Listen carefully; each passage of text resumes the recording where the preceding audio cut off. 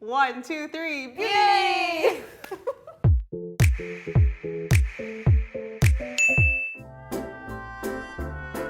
When it comes to beauty, two things are absolutely and always true. Knowledge is power, and sharing is caring. I'm going to try to put both into practice right now by answering some of your most confounding and common beauty questions. Like, what the heck is an essence and where does it fit into your skincare routine? Hey guys, so today I am going to talk to you about the most asked beauty questions that I get. So I thought it'd be fun to have my coworkers here, Madison and Bree. Hi. Hey guys. To quiz them on their beauty knowledge. But before we get started, how would you categorize your level of beauty knowledge? Ooh, I would say like high intermediate. High intermediate, okay. Yeah, I think that's pretty accurate. I would say like beginner advanced, or like, do you know what I mean? Like somewhere in the advanced region, but like at the bottom of the advanced region. So for this occasion, I have prepared two paddles that say true or false. Okay. I'm gonna ask you the question and you're gonna flip to your answer. Okay. You ready? I'm ready. Do that. I'm A excited. paddle for you, my lady. Oh, thank you so And a much. paddle for you. Thank you. All right, let's do this. True or false, you should always apply your skincare products from thinnest to thickest. Madison? I mean, I guess I'll say true. Ding, ding, ding, that is true. So if you're going through a skincare regimen, you would go from toner, if you use one, essence, also if you use one, serum, moisturizer, and sunscreen. When shopping for foundation, the most important factors to consider are your skin type and skin tone. True or false? Fine, I'll say true. Okay. What? False. While those factors are important, another thing to keep in mind is whether or not the formula of your foundation is compatible with your skincare. So if you're using like a very heavy oil or moisturizer and then you're using like a water-based foundation, it can cause pilling and separation. Totally. Concealer under foundation always. True or false? False. Yes. Do you want to explain? Because you're both in agreement. Because if you put your foundation on it, it will just rub it off. Exactly. Exactly. And the whole purpose of foundation is to even out everything, so then you get a better sense of what actually needs more coverage. Right. The best way to get your lipstick to last is to apply it in layers.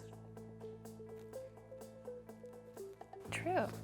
True, says the red lip queen. Yeah. Yes. So what's your order of applying things? If I'm doing like a not staining lipstick, I'll do like a layer, maybe some powder, maybe another layer, like maybe a lip liner at the beginning. Like, The best way to match your foundation is by applying it to the back of your hand. True or false? Oh, that was like no Unanimous. hesitation. Where do you apply it? Your Yes. If you do like this and it blends. Yes. All right, guys, last question. Oh, Madison, I feel like this one's stacked in your favor. oh no. Damn. Lipsticks with an orange undertone will make your teeth appear whiter. True or false? Orange. Undertone. I'm gonna phone a friend and also say false. Bree, take it away. Blue undertones make your teeth look whiter. Okay, this is what I thought. Ding, ding, ding. But I mean, I love an orange red lipstick, too. Yes. like a tomato red. So I won't give it up, but maybe I'll just smile without my teeth, like I did when I was 14. Yeah. You know when you had braces and you're just like. Yes.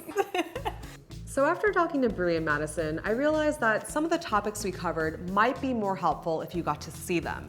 So I'm gonna break it down for you by going into my own beauty bag and demoing some of the things we talked about. So after washing my face, the first thing I'm gonna do is apply a toner or an essence. I like this essence by SK-II because it gives my face a boost of moisture, helps calm things, and prep my skin for what's coming next. What I do is I put a couple drops into my fingertips and I pat it all over my face and neck. Next, I'm gonna apply an antioxidant serum. I love this one from Organic Pharmacy because it smells like citrus. Like honestly, it just hits you in the face when you put it on in the morning, which is very necessary.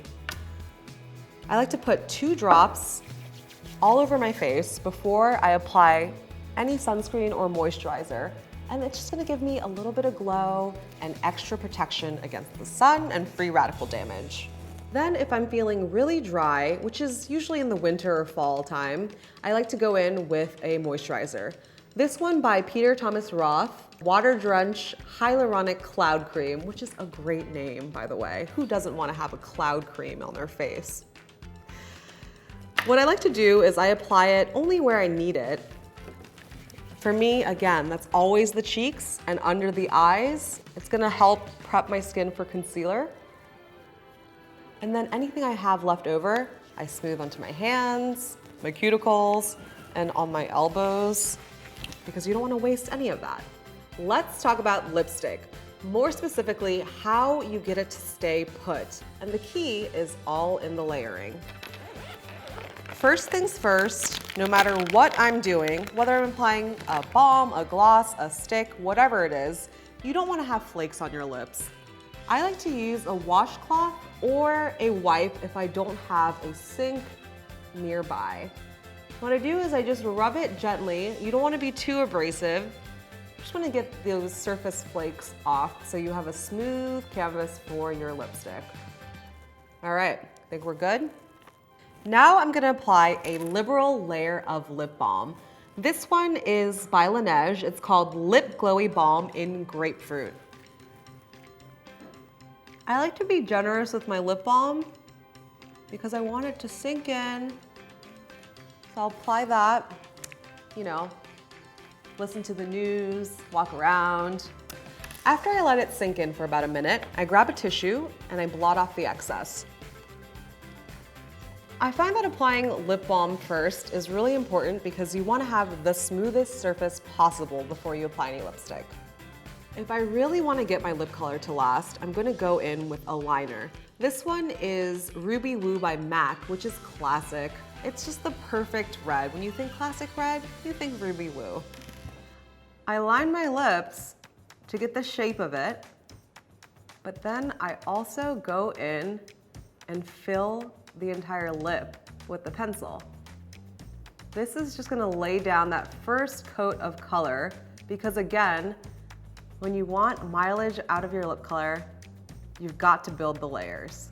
After filling in my entire lip with a lip liner, I like to go in with a liquid lipstick. This one is by Deck of Scarlet and the shade is Siren. All right?